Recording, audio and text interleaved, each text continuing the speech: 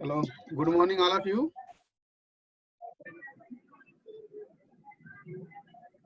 Harsh Sharma, Harsh, are you listening me? Hello, sir. Kapil, Shubham Chaudhary. Yes, sir. Okay, Abhinav, Ansul. Yes. Yes, sir. Okay. Shubham Chaudhary. Sir. Oh, sorry. दिव्यांग जांगीट. Yes, sir. Class start करते हैं. Last class में design of strength देखा था आपने. तो design of strength में कुछ उसे टर्म्स हैं, जैसे स्ट्रेंथ क्या होता है, स्टिफनेस क्या होता है, अलाउबल स्ट्रेसेस क्या होते हैं, उसके बाद स्ट्रेस कंसंट्रेशन क्या होता है, स्ट्रेस कंसंट्रेशन फैक्टर क्या होता है, नोच सेंसिटिविटी क्या होती है. ये सारी चीजें डिस्कस करते हैं यहाँ पे आज.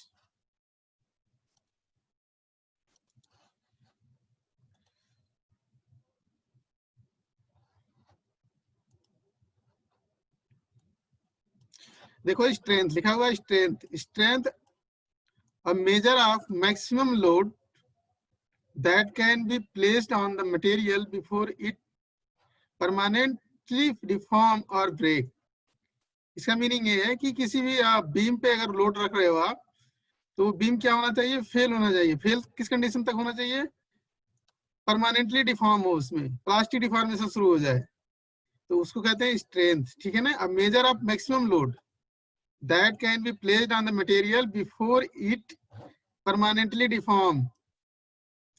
कहने का मतलब ये है कि परमानेंटली डिफॉर्म हो जाए, वो पॉइंट जो मिल रहा है जहां से परमानेंट डिफॉर्मेशन शुरू हो जाए, वो लोड जो होगा उस मटेरियल का स्ट्रेंथ हो जाएगा. Engineers often use this as yield stress. इस केस में हमेशा यील्ड स्ट्रेस ही लिया जाता है. यील्ड स्ट्रेस हमेशा डक्टाइल मटेरियल के लिए लिया जाता है. यील्ड स्ट्रेस पे क्या होता है, मटेरियल के अंदर जो है परमानेंट डिफॉर्मेशन शुरू हो जाता है. स्टिफनेस क्या होता है, a measure of amount of deflection that a load cause in a material. सीधी सी बात है, स्टिफनेस की डेफिनेशन होती है लोड पर यूनिट डिफ्लेक्शन. अगर मान लो आपने सेम मटेरियल है, देखो यहाँ पे लिखा है सेम मटेरियल है, एक पे लोड लगाया आपने, वो केस में परमानेंटली डिफॉर्मेशन शुरू हो रहा है, तो वो तो स्ट्रेंथ की कैटेगरी में आ जाएगा. लेकिन अगर मैक्सिमम डिफ्लेक्शन हो रहा है तो वो स्टिफनेस की कैटेगरी में हो जाएगा. बिफोर फेल्योर, फेल्योर की कंडीशन नहीं आना चाहिए, जस्ट स्टार्ट होनी चाहिए उस पॉइंट से कि फेल्योर अब स्टार्ट होने वाला है. स्टिफनेस और measure of amount of deflection that are load cause in a material. Load की वजह से किसी भी मटेरियल में मैक्सिमम जो डिफॉर्मेशन होगा, मैक्सिमम डिफ्लेक्शन जो होगा वो स्टिफनेस कहलाएगा. या load per unit deflection is called stiffness. अब देखो यहाँ पे दिया हुआ है अलाउबल स्ट्रेसेस. ये इंपॉर्टेंट है, जब भी हम डिजाइन एनालिसिस करते हैं तो अलाउबल स्ट्रेंथ जो होता है वो इंपॉर्टेंट होता है. कोई भी मटेरियल है आपके पास तो सिग्मा वाई इंपॉर्टेंट है. डक्टाइल मटेरियल के लिए सिग्मा वाई ये होता है यील्ड स्ट्रेस. यील्ड स्ट्रेस पे मटेरियल में प्लास्टिक डिफॉर्मेशन स्टार्ट हो जाता है. सपोज करो कोई मटेरियल है आपके पास, उसकी यील्ड स्ट्रेस है 150 मेगापास्कल. 150 मेगापास्कल. अब उसने मटेरियल में क्या है दे रखा है, 150 मेगापास्कल दे रखा है, और कह रहा फैक्टर ऑफ सेफ्टी 3 है. फैक्टर ऑफ सेफ्टी 3 है. फैक्टर ऑफ सेफ्टी इसलिए लेते हैं ताकि मटेरियल सेफ जोन में रहे. फैक्टर ऑफ सेफ्टी 3 है. तो अलाउबल स्ट्रेसेस कितना होगा, तो अलाउबल स्ट्रेस जो होगा sigma is equal to 150 divided upon 3. इसका मतलब ये हो गया 50. तो जो अलाउबल स्ट्रेस है वो हो गया 50. मतलब आपने अलाउ किया कि इतना ही स्ट्रेस लगानी है. आपको कोई वर्क मटेरियल दे दिया गया, उसमें कहा गया कि बेटा ये है कि ये मटेरियल 150 मेगापास्कल पे फेल हो रहा है, बट फैक्टर ऑफ सेफ्टी 3 है. तो जो सिग्मा वाई डिवाइडेड अपन 3 करोगे आप तो 50 आएगा. और 50 जो आ रहा है आपको 50 ही लगाना है स्ट्रेस उस मटेरियल पे, जबकि उससे 3 गुना स्ट्रांग है मटेरियल, क्योंकि हम सेफ जोन में रहना चाहते हैं. जब भी डिजाइन करते हैं तो सेफ जोन में रहना चाहते हैं. तो इस वजह से क्या करते हैं, अलाउबल स्ट्रेसेस को डिफाइन करते हैं. देखो यहाँ पे लिखा हुआ है that is the maximum stress. ये स्ट्रेस किस टाइप का हो सकता है, टेंसाइल भी हो सकता है, कंप्रेसिव भी हो सकता है, और बेंडिंग स्ट्रेस भी हो सकता है. तो it is the maximum stress that is allowed to apply on a structure पे आप अप्लाई कर रहे हो, आप वर्किंग कंडीशन में ले रहे हो, वो स्ट्रेस होता है। कभी भी किसी भी मटेरियल पे यील्ड स्ट्रेस नहीं लगाई जाती है। यील्ड स्ट्रेस में डिफॉर्मेशन शुरू हो जाता है मटेरियल के अंदर। इसकी कोटिंग वगैरह भी होती है स्टील के लिए, कितनी यील्ड स्ट्रेसेस लगानी है, ठीक है ना, ये सारी चीजें इसमें दी हुई है।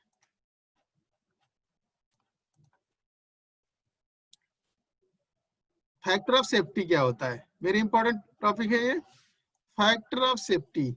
अब यहाँ फैक्टर ऑफ सेफ्टी लिखा हुआ डेफिनेशन में, factor of safety is the ratio of, देखो, yield stress to actual stress, actual load, ठीक है ना, अलाउएबल स्ट्रेस, इसको अलाउएबल स्ट्रेस भी बोलते हैं, जो आप अलाउ कर रहे हैं। तो जैसे मैंने आपसे कहा फैक्टर ऑफ सेफ्टी निकालो, क्या होगा factor of safety? Factor of safety is equal to yield stress. Yield stress कितना? सिग्मा, क्योंकि इस पे मटेरियल के अंदर डिफॉर्मेशन शुरू हो जाएगा, permanent deformation, divided upon allowable stresses. तो ये फैक्टर ऑफ सेफ्टी हो गया आपका। फैक्टर ऑफ सेफ्टी है ratio of yield stress to allowable stress. अब देखो यील्ड स्ट्रेस जो आता है सिग्मा वाई, लोड या स्ट्रेस, देखो दोनों में एरिया अगर डिवाइड कर दोगे तो बराबर स्ट्रेस हो जाएगा। अल्टीमेट यहाँ पे दिया हुआ ultimate stress sigma you, sigma you brittle material के लिए यूज करते हैं, sigma you brittle material, ultimate stress हमेशा ब्रिटल मटेरियल के लिए, और सिग्मा वाई जो होता है यील्ड स्ट्रेस हमेशा डक्टाइल मटेरियल के लिए यूज करते हैं। और उसके बाद जो आप लोड अप्लाई कर रहे हो, आप एक्चुअल में उससे 3 गुना कम कर रहे हो, 2 गुना कम कर रहे हो, उतना स्ट्रेस अप्लाई कर रहे हो, तो वो जो रेशियो आएगा वो हो जाएगा आपका फैक्टर ऑफ सेफ्टी। देखो कुछ डायग्राम से यहाँ पे मैंने शो कर रखे हैं, जैसे ये डायग्राम इंपॉर्टेंट डायग्राम है, ये ब्रिटल मटेरियल के लिए है। ब्रिटल मटेरियल में देखो ये पॉइंट जो मिल रहा है ये अल्टीमेट स्ट्रेंथ मिल रहा है, सिग्मा यू मिल रहा है आपको, ठीक है ना। अब स्ट्रेस और स्ट्रेन के बीच ग्राफ ड्रॉ किया है। अब देखो क्या होता है कि ये ब्रिटल मटेरियल है, तो इसमें कहीं भी यील्ड पॉइंट नहीं मिल रहा है आपको, ठीक है ना। देखो ये डक्टाइल मटेरियल है, दूसरा वाला जो डायग्राम है डक्टाइल मटेरियल के लिए है, और डक्टाइल मटेरियल में वो भी माइल्ड स्टील है, माइल्ड स्टील।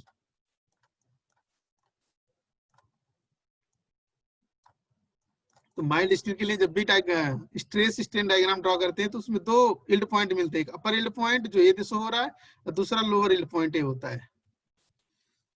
तो हमें अपर यील्ड पॉइंट से मीनिंग पता करनी है कि हो क्या रहा है। अब देखिए यहाँ पे ये देखो बिल्कुल स्ट्रेट जा रहा है, ये स्ट्रेट जा रहा है, ठीक है ना। Stress is directly proportional to strain, ये फॉलो कहां तक करेगा, यहाँ पे कोई पॉइंट होगा इलास्टिक पॉइंट। अब देखो यहाँ पे क्या है कि इसी पॉइंट पे जो अल्टीमेट स्ट्रेंथ है वही वहां तक आ रहा है आपका, stress is directly proportional to strain.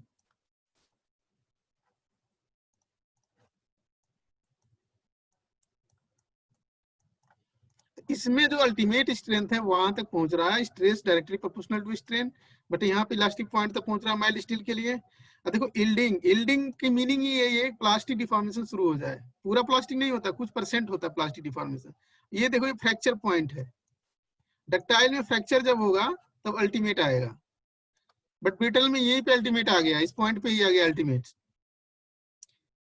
अब देखो डिफॉर्मेशन शुरू हो गया है, प्लास्टिक डिफॉर्मेशन इस मटेरियल में। इस तरह के डायग्राम आपको ड्रॉ करने होते हैं। तो ये डक्टाइल के लिए हो गया, लिखो डक्टाइल लिखा हुआ है, ये डक्टाइल, ये ब्रिटल का। कास्ट आयरन जो होता है उसमें कार्बन की परसेंटेज ज्यादा होती है तो ब्रिटल हो जाता है, कार्बन की परसेंटेज बहुत कम कर दोगे तो आपको डक्टाइल मटेरियल हो जाएगा। अब देखो ये डायग्राम इंपॉर्टेंट डायग्राम है, वैसा मटेरियल जिसमें यील्ड स्ट्रेंथ नहीं मिलता है, जैसे यील्ड स्ट्रेंथ इसमें डक्टाइल में मिल रहा है बट इसे कांच वगैरह में नहीं मिलेगा, ठीक है ना, ब्रिटल मटेरियल सिरेमिक वगैरह में नहीं मिलेगा। तो वैसे मटेरियल में क्या करते हैं, ऑफसेटिंग करते हैं, ऑफसेट यील्डिंग होती है। अब देखिए ये जो दिया हुआ ऑफसेटिंग का मतलब ये है कि इसका ऑफसेटिंग का मतलब जो स्ट्रेन है, स्ट्रेन का 0.2% पार्ट लेते हैं, ये स्ट्रेन वाला डायग्राम क्लियर करते हैं, ये स्ट्रेन है आपका, ये स्ट्रेस है। अब क्या करेंगे, ये जो लाइन स्ट्रेट लाइन मिल रही है, देखो ये स्ट्रेट लाइन यहाँ से यहाँ तक है, तो एक लाइन जस्ट इसके पैरेलल ड्रॉ करेंगे, बहुत क्लोज होगा, ये बहुत दूर दिखाया हुआ है, इनके बीच की डिस्टेंस बहुत, ये वाला लाइन और ये वाला लाइन बट बहुत पास में होता है। ये जो पॉइंट होना चाहिए, ये जो डिस्टेंस होगा, ये वाली जो डिस्टेंस थोड़ी सी जो दिख रही है, ये जब स्ट्रेट लाइन मैंने ड्रॉ किया है किसके इनिशियल लाइन के पैरेलल ड्रॉ किया है, तो वो वैल्यू होनी चाहिए 0.2%। तो ये वैल्यू जो होगी आपकी, अब देखो 0.2% है तो 2 जीरो और आगे आ जाएगा इसके पॉइंट के आगे 2 जीरो हो गया, फिर 2, इतना स्ट्रेन बहुत कम होगा, ये बहुत थोड़ा सा पार्ट होगा ये। तो ये लाइन एक पैरेलल ड्रॉ करेंगे जिसमें जिस मटेरियल में यील्ड स्ट्रेंथ नहीं मिलता है, तो पता कर लेते हैं ये जो लाइन जहाँ पे कट कर रही है, ये वाली जो लाइन आएगी ये यील्ड स्ट्रेंथ सिग्मा वाई, वो ब्रिटल मटेरियल जिसमें यील्ड स्ट्रेसेस नहीं मिल रहे हैं, तो उसको मान लेते हैं वो यहाँ पे कोई वैल्यू जो दे रहा है वो जो स्ट्रेस की वैल्यू है वो यील्ड स्ट्रेस हो जाएगा उस मटेरियल के लिए। तो ये आपको याद रहना, ये परसेंटेज जो होना चाहिए 0.2% होना चाहिए। ऑफसेटिंग कर देते हैं तो यील्ड स्ट्रेसेस निकाल लेते हैं। कुछ मटेरियल ऐसे हैं जिसमें अल्टीमेट स्ट्रेंथ नहीं पता रहेगा, तो यील्ड स्ट्रेसेस आपको निकालने पड़ेंगे, तभी जाकर फैक्टर ऑफ सेफ्टी से डिवाइड करोगे, तब जाकर वर्किंग जो अलाउबल स्ट्रेसेस है, अलाउबल स्ट्रेस है, तभी वर्किंग फाइंड आउट कर सकते हो आप।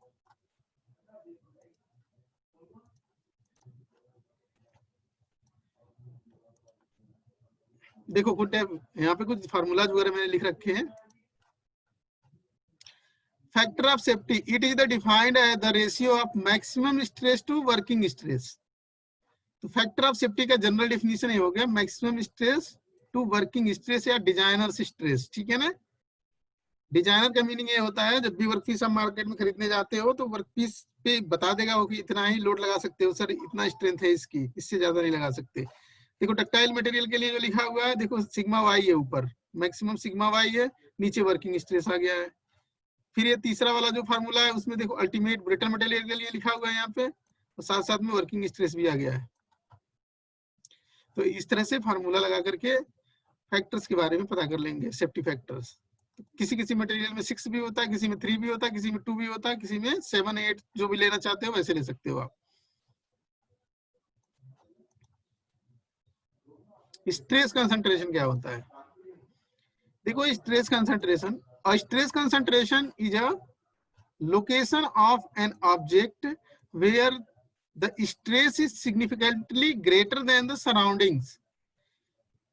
कह रहा है स्ट्रेस कंसंट्रेशन उसे कहते हैं जहां पे स्ट्रेस, वो रीजन जहां पे स्ट्रेस ज्यादा होगा उसके सराउंडिंग से। जैसे ये वाला डायग्राम, पहला वाला डायग्राम है, देखो यहाँ पे कॉर्नर्स हैं, आपको बताया था कॉर्नर्स पे स्ट्रेस लाइन की डेंसिटी ज्यादा होती है। देखो यहाँ पे डेंसिटी ज्यादा हो गई है, किसके रेस्पेक्ट में? इधर वाले के रेस्पेक्ट में। यहाँ पे जो स्ट्रेस लाइन है दूर दूर है, स्ट्रेस लाइन जो है दूर दूर है, यहाँ पे देखो पास पास है, तो इसके रेस्पेक्ट में, इसके सराउंडिंग के रेस्पेक्ट में यहाँ पे डेंसिटी ज्यादा हो गई है। अब देखो ये कॉर्नर जब होते हैं तो बताया यहाँ पे स्ट्रेस कंसंट्रेशन ज्यादा होता है, तो यहाँ पे फेल्योर के चांसेस बढ़ जाते हैं, तो यहाँ पे फीलेट दे देते हैं, थोड़ा स्लोप दे देते हैं इस तरह से। देखो तब इनके बीच की डिस्टेंस देखो इक्वली डिस्ट्रीब्यूट होने लगी, इधर की जो डिस्टेंस है इसके इक्वल हो जाएगी, नहीं इक्वल थोड़ा सा कम है बट ठीक है, ठीक है, रिड्यूस तो कर दिया मैंने। यहाँ पे भी जो डायग्राम बनाया है उसने कर दिया। देखो जैसे मान लो मटेरियल के अंदर होल है, ये देखो होल है, इसमें क्या स्ट्रेस कंसंट्रेशन इस पॉइंट पे ज्यादा है, इधर कम है, ये ज्यादा है। अगर मान लो इसी शेप को, जो सर्कुलर शेप है उसको मैंने क्या किया, इलिप्टिकल शेप कर दिया इस तरह से, तो लाइन इस तरह से डिस्ट्रीब्यूट हो जाएगी। तो देखो इक्वी डिस्टेंस पे आ जाएंगे, जो इधर का सराउंडिंग का जो स्ट्रेस लाइन डिस्ट्रीब्यूशन है वो पास में, होल के पास में भी इलिप्टिकल शेप का हो जाएगा, तो स्ट्रेस लाइन का डिस्ट्रीब्यूशन बराबर हो जाएगा। इस तरह से क्या होता है, अब देखो यहाँ पे लिखा हुआ है डेफिनेशन तो रटनी पड़ेगी आपको। और स्ट्रेस कंसंट्रेशन, सॉरी, इसकी stress concentration is a location of an object where stress is significantly greater than the surrounding region. ठीक है, हो गया, ये तो बात कर ली हमने। ये देखो इसमें पहला पॉइंट लिखा हुआ है stress concentration occur where, stress concentration occurs when there is irregularities. तो ये इरेगुलरिटीज है, सडन एरिया चेंज हो रहा है, होल हो रहा है, नोचे जा रहे हैं, इस तरह से कहीं मटेरियल टूट गया, इस तरह से टूट के बाहर निकल गया, तो वहां पर स्ट्रेस कंसंट्रेशन ज्यादा हो जाएगा, टूट के बाहर हो गया तो। लिखा हुआ है देखो यहाँ होल्स में ग्रुप्स कहीं बने हुए हैं, नोचेस बने हुए हैं, फिलेट वगैरह है, वहां पे, यहाँ पे भी स्ट्रेस कंसंट्रेशन थोड़ा बहुत रहता है, ऐसा नहीं है, परमानेंटली रिमूव नहीं कर सकते आप मटेरियल में। इधर जो इक्वली डिस्ट्रीब्यूटेड मटेरियल है, कहीं नोच नहीं है, इधर सही रहेगा स्ट्रेस कंसंट्रेशन। यहाँ पे लिखा स्ट्रेस कंसंट्रेशन में occurs from the accidental damage. Accidental damage का मतलब मटेरियल का कोई पार्ट टूट गया, यहाँ पे नेक बन गया, स्क्रैचेज हो गए, तो वहां पे स्ट्रेस कंसंट्रेशन बढ़ जाता है।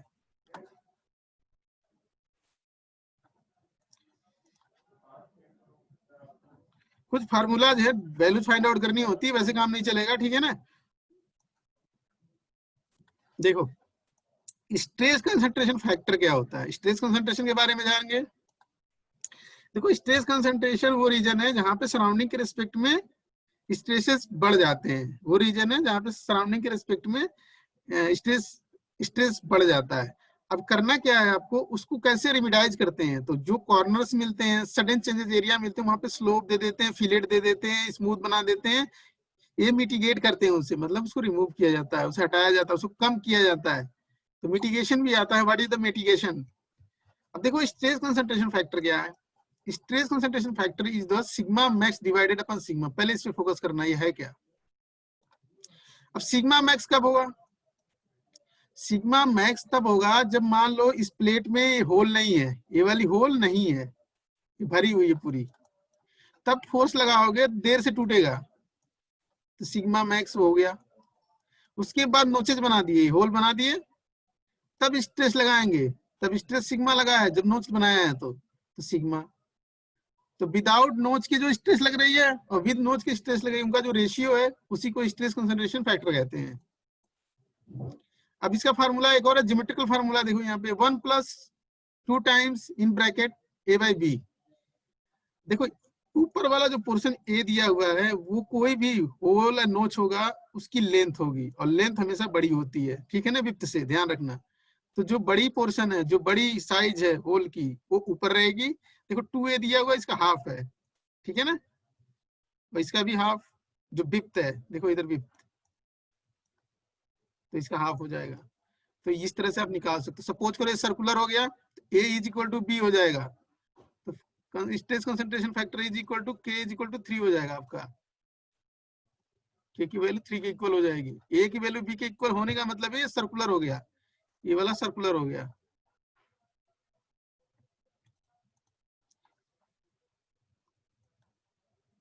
अब देखो यहाँ पे fatigue stress concentration, fatigue stress concentration factor को kf से रिप्रेजेंट करते हैं। ये value lower than the geometric stress concentration factor, जो ज्योमेट्रिक स्ट्रेस कंसंट्रेशन फैक्टर होती है उससे कम होती है फटीग स्ट्रेस कंसंट्रेशन फैक्टर, मतलब ज्योमेट्रिक स्ट्रेस कंसंट्रेशन और अच्छी है, ठीक है ना। अब देखो फार्मूला दिया हुआ है नोच सेंसिटिविटी, नोच सेंसिटिविटी या इसका दूसरा नाम है sensitivity index is equal to, sensitivity index Q से रिप्रेजेंट करते हैं, Q = kf-1 डिवाइडेड अपन kt-1।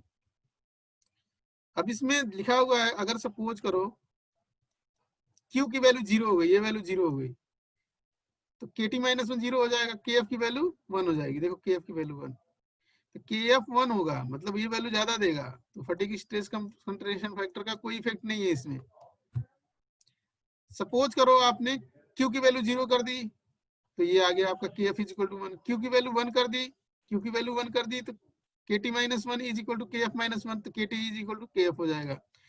जब स्ट्रेस कंसंट्रेशन की सॉरी जब नो सेंसिटिविटी की वैल्यू 1 होगी, तो जो फटीग स्ट्रेस कंसंट्रेशन फैक्टर है वो ज्योमेट्रिक स्ट्रेस कंसंट्रेशन फैक्टर के इक्वल हो जाएगा।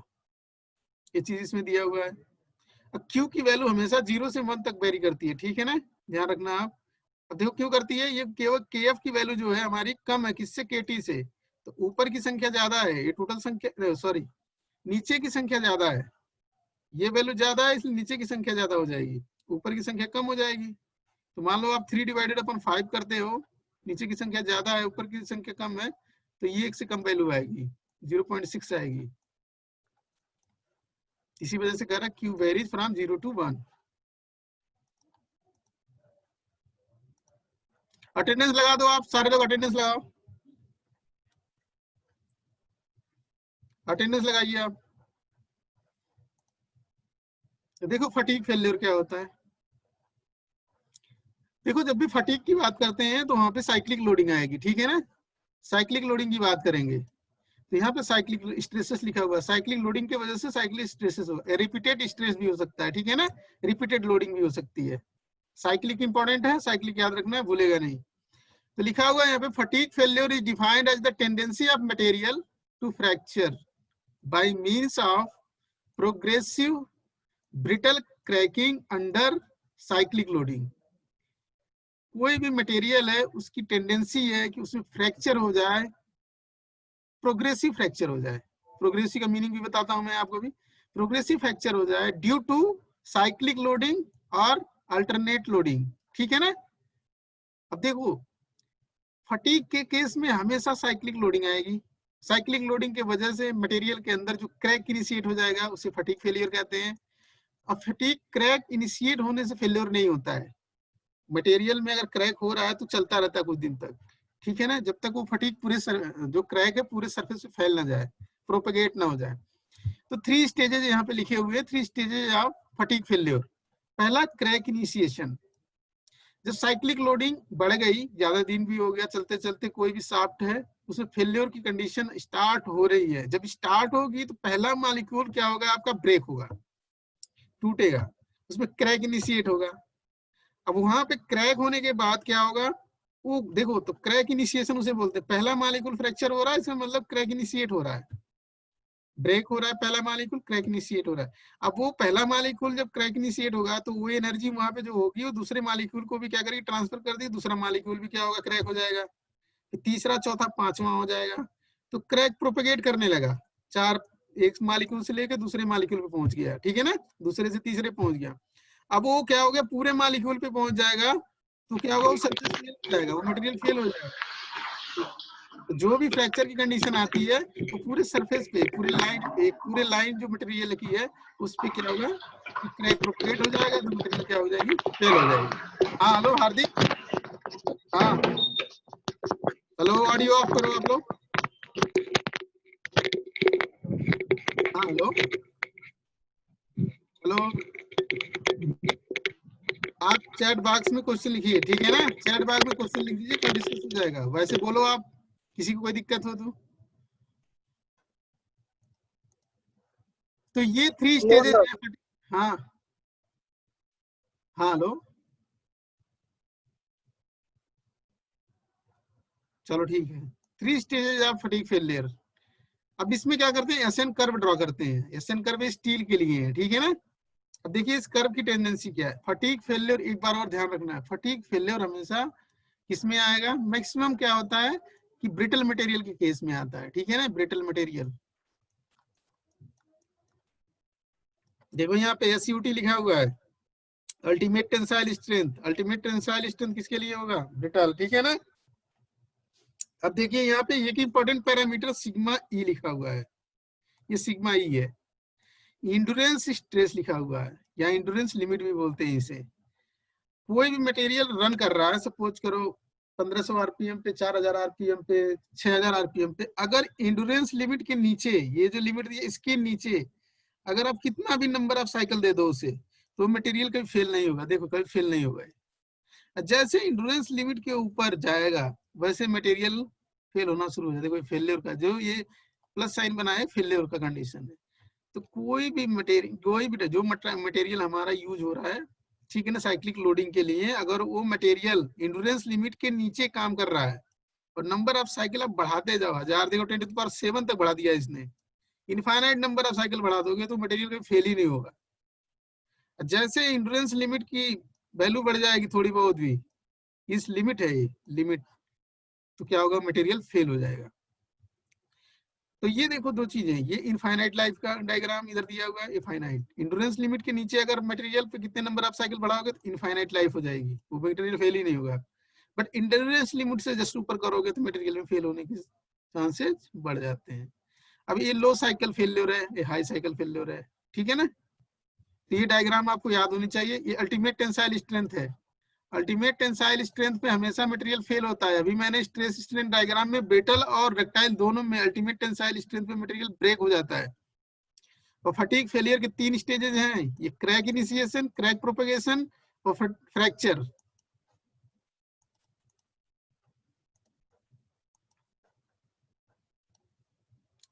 अब देखो ज्वाइंट्स की बात करते हैं, कितने टाइप के ज्वाइंट्स होते हैं, ठीक है ना। अब हमें design member subjected to direct stresses in pin, cotter and key joint, ये इंपॉर्टेंट है। देखो पिन क्या होता है, दो मटेरियल है, सपोज करो एक सॉफ्ट है, हॉलो सॉफ्ट है, दूसरा सॉलिड सॉफ्ट है। हालो शाफ्ट के अंदर सॉलिड शाफ्ट को इंसर्ट करा दिया, तो इंसर्ट कराने से ज्वाइंट नहीं हो जाएगा, वो फिर पीछे खींचोगे बाहर निकल जाएगा, रोटेट करते करते वो बाहर निकल जाएंगे। सपोज करो दोनों में होल कर दिया, होल करने के बाद उस होल को अलाइन करके इंसर्ट करा के अलाइन करके उसमें एक रॉड डाल दिया, तो पिन होता है। अटेंडेंस लगा देना सारे लोग। तो पिन लगा दोगे आप तो क्या हो, जब रोटेट होंगे तो बाहर नहीं निकलेंगे। जब कोई भी चीज रोटेट करती है ना तो एक एक्सियल फोर्सेस लगते हैं एक्सिस की डायरेक्शन में, ठीक है ना। देखो पढ़ा है आपने इंजीनियरिंग मैकेनिक्स में, जब भी कहीं फिक्स होता है कोई चीज तो फिक्स होता है तो उस पर हॉरिजॉन्टल फोर्स भी लगता है, वर्टिकल फोर्स भी लगता है, ठीक है ना। रोटेट करेगा जब भी दो मशीन एलिमेंट इस तरह से, तो धीरे धीरे बाहर होने की कोशिश करे, पिन लगा दोगे, पिन क्या होगा उसे रोक देगा, तो पिन हो गया। कोटर क्या होता है, कोटर क्या होता है, रेक्टेंगुलर शेप का होता है। कोटर का शेप कैसा होता है, आपने कुल्हाड़ी देखा है, कुल्हाड़ी क्या होता है, ढीली हो जाती है तो पेच लगाते हैं नीचे, जो नीचे का वो आयरन का बना हुआ होता है, और हैंडल जो होता है उनके बीच में जहाँ पे ज्वाइंट नीचे की तरफ होता है वहां पे खांचे वुडन पीस ले आते हैं और आगे की तरफ थोड़ा पतला कर देते हैं, ऊपर की तरफ थोड़ा चौड़ा कर देते हैं, इंसर्ट करा के हैमरिंग कर देते हैं तो फिक्स हो जाता है। तो क्वार्टर जो होता है जस्ट वेज शेप का होता है, इस तरह से बना होता है, इस तरह का। इसकी कुछ थिकनेस होती है, जैसे थिकनेस हो गई मान लो, इस तरह का होता है, इंसर्ट करा देते हैं, ठीक है ना। वो भी मशीन, दो मशीन एलिमेंट है, रोटेटिंग पार्ट है, उन्हें भी जोड़ा जाता है। की ज्वाइंट, की लगाते हैं। अब देखो जो पिन और की, क्वार्टर जो है, क्वार्टर जैसे बताया ना। अब की क्या होता है, अब एक शाफ्ट है, शाफ्ट के ऊपर पुली लगाना है आपको, तो शाफ्ट के ऊपर भी कुछ ग्रुप कटे होते हैं, और जो पुली होती है, पुली का जो हब होता है उसमें भी क्या होता है कि ग्रुप कटा होता है। तो लोहे का पार्ट होता है, रेक्टेंगुलर पार्ट होता है, उसमें क्या करते हैं, इंसर्ट करा देते हैं, ठीक है ना। जैसे मान लो कि अगर पहले शाफ्ट के अंदर पुली को इंसर्ट करा देंगे, अब पुली तो शाफ्ट के साथ टाइट नहीं होगी जब तक की नहीं लगाएंगे। अब जो होल बना होगा शाफ्ट के ऊपर, उसमें क्या करेंगे, की को इंसर्ट करेंगे, तो इंसर्ट कर देंगे, दूसरे साइड से पुली को होल्ड किए रहेंगे और हैमरिंग करेंगे तो दोनों एक साथ इंगेजमेंट में आ जाएंगे। इंगेजमेंट में आ जाएंगे तो मोशन जब ट्रांसफर होगा तो वो स्लिप नहीं करेंगे। तो इसका डायग्राम वगैरह मैं कुछ शो कर दूंगा नेक्स्ट टाइम क्लास में। तो लिखा हुआ देखो, ये सब फास्टेनर्स हैं। फास्टेनर्स क्या होते हैं कि मशीन एलिमेंट को जोड़ते हैं एक दूसरे से। देखो लिखा है, it is a mechanical joint which is used to become a fix attached to something or hold something in place, ठीक है ना। फास्टेनर यूज करते हैं मशीन एलिमेंट को जोड़ने के लिए। और दो तरह के फास्टेनर्स होते हैं, पहला होता है परमानेंट फास्टेनर्स, दूसरा होता है टेम्पोररी फास्टेनर्स। परमानेंट में वेल्डिंग कर देते हैं तो परमानेंट दो मशीन एलिमेंट जुड़ जाते हैं परमानेंटली। रिपीटेड ज्वाइंट में क्या होते हैं, इसमें भी परमानेंट हो जाते हैं, क्योंकि रिपीट को जब तक तोड़ोगे नहीं ना तब तक वो अलग नहीं होंगे। टेम्पोररी फास्टेनर्स, टेम्पोररी का मतलब उसे अगर जोड़ देते हैं तो उसे ओपन भी कर ले, खोल के अलग भी कर लेते हैं। तो पहला है बोल्टेड ज्वाइंट, जैसे थ्रेड ज्वाइंट, थ्रेड लगाते हैं, नट बोल्ट लगा दिया। बोल्टेड ज्वाइंट केवल बोल्ट लगा दिया, ठीक है ना। स्क्रू ज्वाइंट, स्क्रू लगाते हैं घरों में, पेच वगैरह जो होते हैं। की होता है, ठीक है, की के टाइप होते हैं, डिफरेंट टाइप की कीज होती है। कपलिंग, मफ कपलिंग होता है, ठीक है ना। ओल्डम कपलिंग होता है, ये सारे कपलिंग होते हैं। ओल्डम कपलिंग आप जानते हैं, ऑलरेडी उसमें थ्योरी ऑफ मशीन में बताया गया आपको। पिन ज्वाइंट होता है, पिन में दो ज्वाइंट होते हैं, कोटर ज्वाइंट होता है, एक नकल ज्वाइंट होता है। दो टाइप के पिन ज्वाइंट होते हैं। कोटर देखो ये पिन, जो कोटर है पिन टाइप का ही है। पाइप ज्वाइंट, पाइप ज्वाइंट आपके सिलेबस में नहीं है, इसको नहीं पढ़ेंगे। तो इस तरह से दो टाइप के ज्वाइंट है, परमानेंट एंड टेम्पोररी। परमानेंट में आपका वेल्डेड ज्वाइंट हो गया, रिवेटेड ज्वाइंट हो गया। टेम्पोररी में थ्रेडेड ज्वाइंट में बोल्टेड, स्क्रू, थ्रेड में दो, देखो बोल्ट और स्क्रू। की अलग हो गया, की दूसरे टाइप का होता है, ठीक है ना, इसलिए अलग अलग पॉइंट्स दिए। कपलिंग का अलग है, ठीक है ना। पिन ज्वाइंट, पिन में दो है, ये होगा कोटर ज्वाइंट, ये नकल ज्वाइंट। पाइप ज्वाइंट अब ऊपर नहीं है। तो इस तरह से सारे ज्वाइंट्स हैं, तो इसके बारे में डिस्कस करेंगे। उसमें कौन कौन से स्ट्रेसेस लगे, मशीन एलिमेंट में कौन से स्ट्रेसेस लग रहे हैं, और साथ साथ में पिन कब फेल होगा, कौन सा एरिया। सबसे पहले ये जरूरी है, कभी भी किसी भी मेंबर की स्ट्रेसेस निकालने हैं तो जरूरी है कि एरिया फाइंड आउट करना है कि कौन सा एरिया है जिसपे स्ट्रेस लग रहा है। अगर एरिया के परपेंडिकुलर स्ट्रेस फोर्स लग रहा है तो नॉर्मल स्ट्रेस हो गया। एरिया के पैरेलल कोई फोर्स लग रहा है तो शियर स्ट्रेस डेवलप होगा उस एरिया पे। तो ये इंपॉर्टेंट पैरामीटर है कि प्लेन जो भी दिया है, एरिया जो दिया, उसके परपेंडिकुलर फोर्स लगेगा तो वो प्लेन या तो कंप्रेशन में होगा या टेंशन में होगा। और कोई भी प्लेन है आपके पास, उसके पैरेलल फोर्सेस लग रहे हैं, कोई भी प्लेन है उसके पैरेलल फोर्सेस लग रहे हैं तो वो होगा आपका शियर स्ट्रेस, उस पर शियर स्ट्रेस अप्लाई होगा। तो ये डिस्कस करेंगे नेक्स्ट क्लास में। आप अटेंडेंस लगा दीजिए सारे लोग। हाँ हेलो, हाँ शुभम चौधरी, यस सर। कुछ समझ में आया? हाँ सर। कितना आया? सर पहले तो ये देखा कि मतलब स्ट्रेस वगैरह होता क्या है किसी भी एलिमेंट में, अगर मतलब एक फिक्स लिमिट से ज़्यादा अगर लोड लगाएंगे तो वो फेल हो जाएगा। इंड्योरेंस और लिमिट क्या फिर होता है? अभी बताया था इंड्योरेंस लिमिट। इंड्योरेंस लिमिट क्या होता है? इंड्योरेंस लिमिट क्या होता है?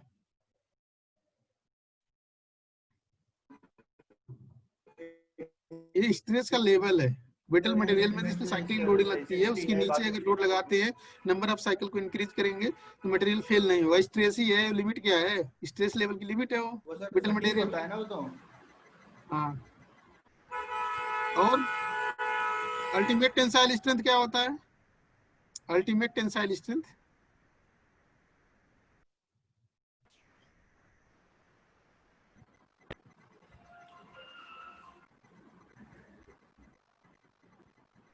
देखो, आप लोग सीरियस नहीं रहते हो, ये आप लोगों की जिम्मेदारी है सीरियस रहना।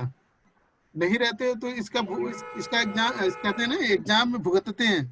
तो एग्जाम जो होते हैं किस लिए होते हैं? अगर आपकी नॉलेज अच्छी है तो एग्जाम को पास हो जाओगे, नहीं है तो कोई फर्क नहीं पड़ता किसी को, फेल हो गए आप। मजे मजे में सेमेस्टर खराब हो जाता है बेटा, ये जान जाना। अभी भी बता रहा हूँ, सबको बता रहा हूँ, आप ही को नहीं, सबके लिए कह रहा हूँ मैं। और एग्जाम ही खराब नहीं होता है, फ्यूचर की खराब होती है। जब पास होते होते आपकी 60% बनेगी ना, और मिनिमम क्राइटेरिया पब्लिक सेक्टर है, किसी की 65% रहेगी, तो उसमें समझ में आता है कि हाँ मैंने क्या किया लाइफ में, क्या किया, क्या कर रहा था मैं। तो तुम लोगों का भी वही हाल होगा जैसा औरों का होता है, जो अपने लाइफ में इस तरह के काम करते हैं। वीडियो ओपन कर लिया, वीडियो देखते रहे, वीडियो देखना है नहीं देखना है यार, चल कोई दिक्कत नहीं है, मास्टर ऐसे ही है, पढ़ा रहा है, सुनना ही नहीं है, समझना नहीं है। तो इससे देखो हमारे सेहत पे कोई फर्क नहीं पड़ने वाला है। मैं तो आपकी सेहत पे फर्क डालूंगा। भाई आप लिखोगे तो आपको मार्क्स दूंगा, नहीं लिखोगे तो नहीं दूंगा। Abhinav Khandelwal, Abhinav, are you listen me? Yes sir. हाँ सर। क्या बताया मैंने, जरा बताइए तो आप, बताइए बेटा बताइए।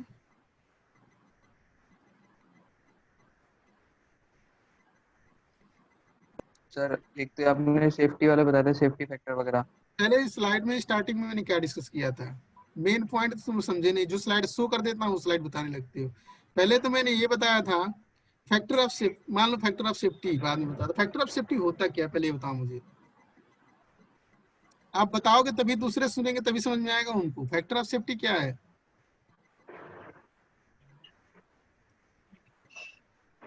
कुछ तो बताओ, जो तुम्हें याद आ रहा हो बताओ, अगर सुना हो तब।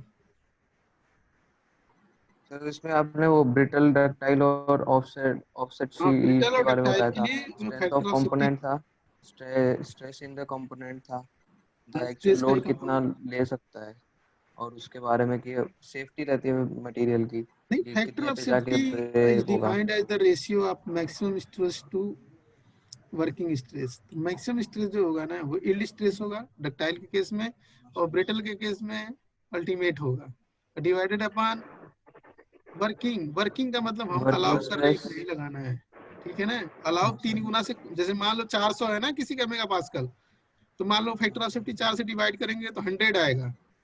तो 100 ही अलाउ कर रहा हूँ उस मटेरियल पे, 100 मेगा पास्कल का ही फोर्स लगाना, उससे ज्यादा नहीं। उससे ज्यादा आप लगाते भी हो तो कोई फर्क नहीं है, इसीलिए फैक्टर ऑफ सेफ्टी रखी जाती है। जैसे आप रोडवेज बस में जाते हो तो रोडवेज बस में 70 सीटों के लिए जगह होती है, मान लो जितनी सीटें हैं, सीट पे बैठने के लिए उतने ही बंदे बैठेंगे उसमें। बट क्या करता है कंडक्टर, भर लेता है पूरा का पूरा। तो फैक्टर ऑफ सेफ्टी उसकी 4 गुना 5 गुना होती है, मतलब लोड बियर कर सकते, बढ़ा ले, 2 गुना कर लेगा तब भी वो फेल नहीं होगा, बस 3 गुना भी कर लेगा तो फेल नहीं होगा। बट 4 गुना जब हुआ, जैसे ऊपर चढ़ जाते हैं लोग छज्जे पे, तब तो फेलियर की कंडीशन आएगी।